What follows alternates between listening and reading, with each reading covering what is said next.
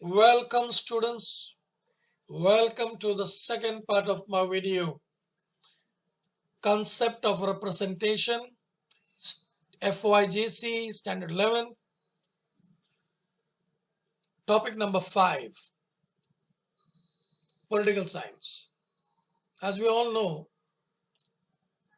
and we are very familiar with representation or representative. We have heard about representatives of Lok Sabha and Rajya Sabha.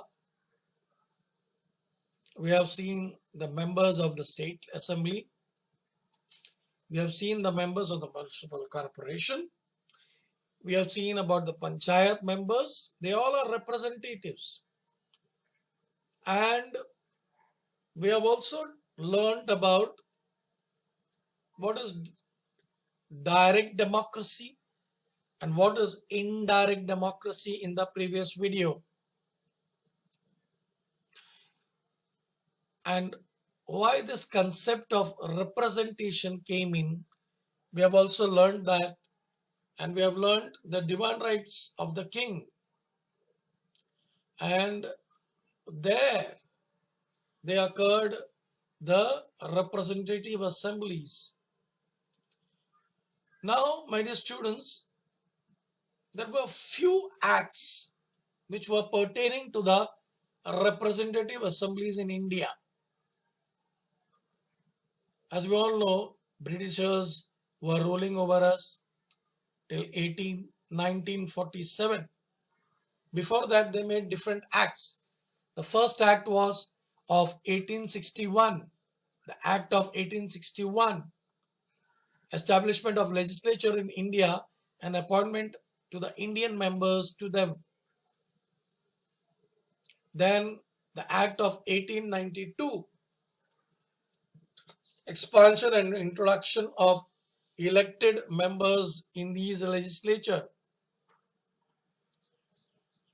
The Morlamento reforms and the Indian Council Act 1909, further expansion of these legislatures and to increase in the proportion of elected members. Montague-Chelmsford's Act, the Government of India's Act in 1919, further expansion of the elected member constituting majority in them. 1935, the Act of 1935, or the Government of India Act, provisional legislature became predominantly elected. Now, methods of representation are of many types. One is electoral representation. The people have right to decide who shall govern them, which candidate should emerge victorious, who should rule over them. The ultimate decision making is none other than the people. So it is electoral. The total right is with the people. Whether you are electing member to the Lok Sabha or to the Rajya Sabha or to the Panchayat or to the municipal corporation. Now, what is non-electoral?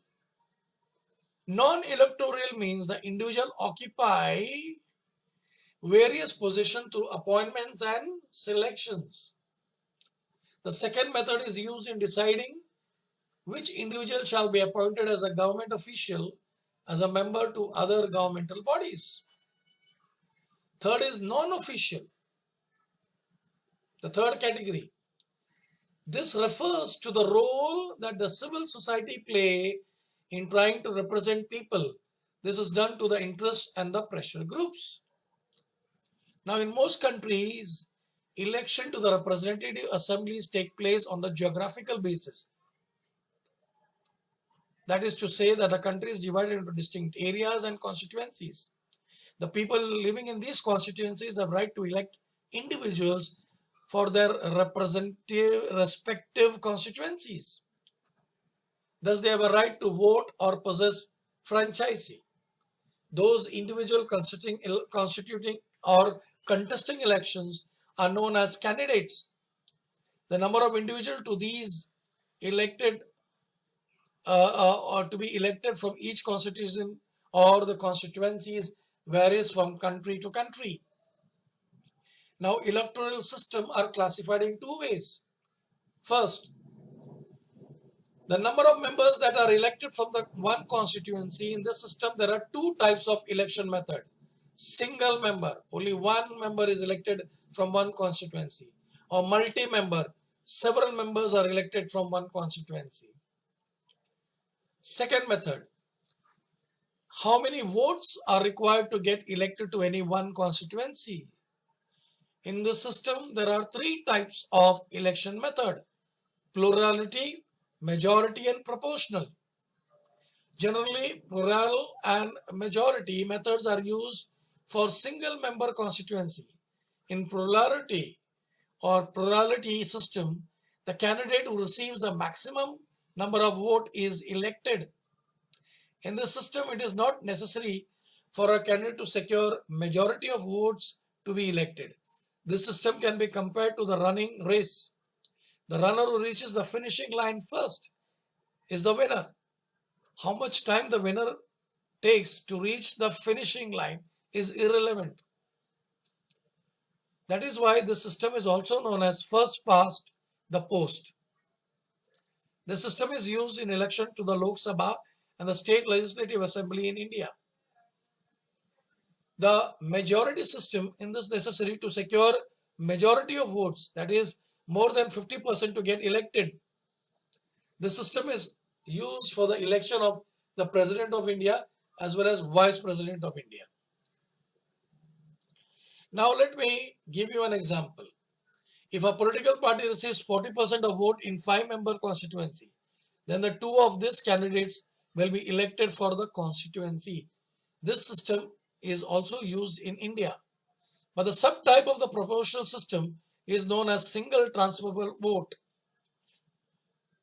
Here the voters have to rank the candidate in order to the preference, and this system is used in the election to the Rajya Sabha and the State Legislative Council in India. Right to vote.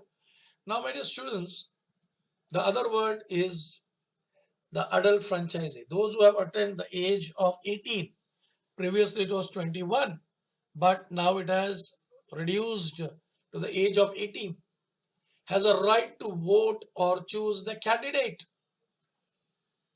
irrespective of any religion, gender, caste, race, or social status. You have a right to vote. As mentioned in the previous chapters, initially the women and poor did not have right to vote. The idea of democracy was spread. Then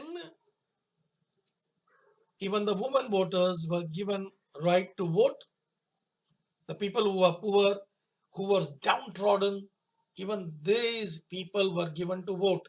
They were granted the right to vote. And thus we could see that each and every person has a right to vote. And here you can see in 1950, a constitution was adopted. Naturally, when the constitution was adopted, we had to have a federal government. We had a making decision body. So, however, it is noted that at the different level, at the state government as well as the central government, not only at the state and the central government, at different levels, like Gram Panchayat, municipal council and corporation, everywhere the powers were given and they would select their representatives. In the next video, I will be telling you what are the different channels and the levels of representation. Thus, I would like to end this video. If you are a new viewer, please subscribe it. If you like the video, please you like it. And if others, your friends, are not aware of this channel. Please do give awareness. Thank you, and I wish you all the best.